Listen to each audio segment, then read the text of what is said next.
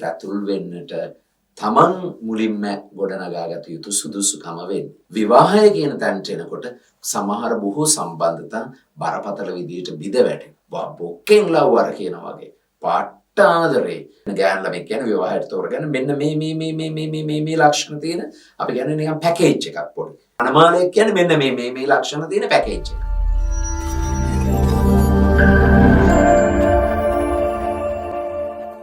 තරුණියක් වශයෙන් මගේ ජීවිත මාර්ගයේ විවාහය කියලා මම තෝරගත්තේ.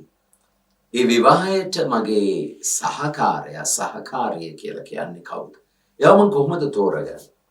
ඇත්තටම එයාද මගේ ජීවිතේ සහකාරිය වෙන්නට ඕන කියන එක අද වෙනකොට ඊටම බරපතල ප්‍රශ්නයක් බවට පරිවර්තනය වෙලා තියෙනවා. තරුණ වියේ තියෙන ආදර සම්බන්ධතා ගමන් කරලා විවාහය කියන තැනට එනකොට සමහර බොහෝ සම්බන්ධතා බරපතල විදියට බිඳ වැටෙනවා.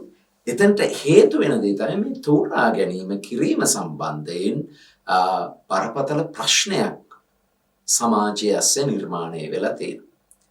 අපි ආදරය කරන හැඟීම් තියෙන හැබැයි විවාහ වෙන්න ගියන් පස්සේ ලොකු ප්‍රශ්නයක්. මම දන්නේ තම සමීප තරුණියක්. එයා ඇත්තටම එයාගේ දෙමව්පියෝ නැහැ. එයාගේ අම්මා තාත්තා හැර ගිහිල්ලා ඒ විදිය ගැටලු ගොඩක් තියෙනවා. අම්මා ඉන්නව නමුත් ඒකල එක්ක නෙමෙයි අම්මා යම්කිසි මානසික රෝගී කාන්තාවක්. මේ තරුණිය තම දක්ෂ තරුණියක් හොඳට ඉගෙනගෙන තියෙනවා. ඊටාම හොඳ රැකියාවක් කරනවා. නමුත් පෞල් පසුබිමේ ඒ ගැටලු ටික තියෙනවා. ඉතින් ඇය දැන් විවාහ ජීවිතය නොවි අවුරුදු 33ක් විතර වෙනවා. මම නිතර ඇත්ත එක්ක කතා කරාම මම අහනවා විවාහ වෙන්න නැද්ද? නෑ එයා කියලා තියෙනවා මම විවාහ ජීවිතය තමයි මගේ ජීවිතය කියලා මට තේරෙනවා. නමුත් බයා කියපු දේ තමයි මගේ සම්බන්ධතා පහයක්ම ඒගොල්ලෝ මට බොහොම ආදරේ. උහුම ගිහිල්ලා දැන් අපි විවාහ වෙන්න යනකොට අනිකුත් සබඳතා ගෙවල් ඒව එනවනේ විවාහ වෙන්න යනකොට. එතනදී මම කියනවා මගේ තත්වය මේකයි. මගේ නිවසේ තත්වය මේකයි. මගේ තාත්තා මාව හැර ගිහිල්ලා තියෙන මගේ අම්මා විතරයි ඉඳී.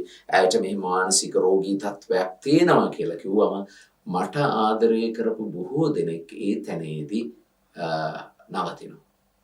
නවතිලා ඔවුන් පසුබසිනවා. ඉතාම ආදරණීය තරුණ බොක්කෙන් ලව්වර කියන වගේ පාට්ටාදරේ මට ඔයා ඕනමයි කියන අයතන්ට හිර වෙනවා. එතකොට මෙන්න මේ ප්‍රශ්නය ගැන අපි යම් කිසි විදියක කල්පනා කරලා බලන්න. සහකාරිය කියලා කියන්නේ වර්තමානයේ වෙනකොට පැකේජ් එකක් බවට පත් වෙලා තියෙනවා. සහකාරිය කියන්නේ මෙන්න ගෑන් ළමෙක් කියන්නේ විවාහයට තෝරගෙන මෙන්න මේ ලක්ෂණ තියෙන අපි කියන්නේ නිකන් පැකේජ් එකක් පොඩි. තරුණයෙක් කියන්නේ නැත්තම් ස්වාම පුරුෂයෙක් වෙන්න ඕන කියන තරුණයෙක් නම් මනමාලයෙක් කියන්නේ මෙන්න මේ ලක්ෂණ තියෙන පැකේජ් එක. එතකොට අපි මේ පැකේජ් දෙක ගලපලා විවාහ ජීවිතය තෝරගන්න යනකොට ඒ පැකේජ් එකේ තියෙන සමහර දේවල් බිඳ වැටුණොත් ඊටාම බරපතල ප්‍රශ්නයක් බවට අදපත් වෙලා තියෙනවා. ඇත්තටම මගේ සහකාරිය කියන්නේ අර පැකේජේ ලක්ෂණ සමාන කරලා ටික් කරලා වෙළඳපොලෙන් මිලදී ගන්න නයිස් පැකේජ් එකක් නම් ඇත්තට මෙතන තියෙන්නේ ඇත්ත සහකාරය සොයා ගැනීම නෙමෙයි. ආදරය කියන්නේ හදවත් ගැළපීම තුළ තමන්ගේ ජීවිතය තුළ ඒ තැනදී තියෙන්නේ අර නයිස් පැකේජ් එකේ තියෙන ලක්ෂණ මේ වෙන්න වෙනවා මේ හැඩේ තියෙන්න ඕන මේ ස්වරූපේ තියෙන්න ඕන කියන ඒවා ගලපා ගැනීමෙන් ඇතුල් වෙන එකක් නෙමෙයි ආදරය මත පදනම් වෙච්ච විවාහයක් කියලා කියන්නේ. ඒතර ආදරය මත පදනම් වෙච්ච විවාහයකට තමන්ගේ සහකාරය තෝරගන්නට වෙන්නේ ආදරය මත පදනම් වෙලාමයි. එය අවබෝධ කරගන්න, එය තේරුම් ගන්න අපිට යම් කාලයක් අවශ්‍ය වෙනවා ඇති.